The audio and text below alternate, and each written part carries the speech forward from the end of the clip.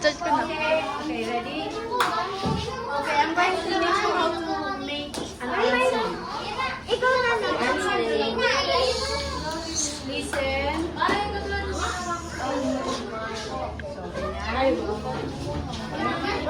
Then, one. And What do you want to be my patient? is here. Okay? Okay. Then, ako na ako sa back, sa likuran. At ang gagawin mo is square knot dito. Square knot. Okay, make sure na remember. Sorry. Ay, kuya. Nagtutulong ako. Yan. Tapos dito, May tugong-tugo talaga. okay.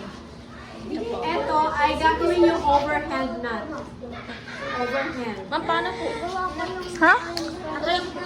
Overhead, madali lang naman. Overhand Left or knot. right? Ganun lang.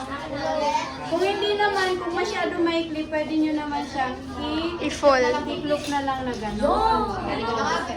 Pero mas maganda dahil ito yung sobra. Wait. Ay, hindi ko talaga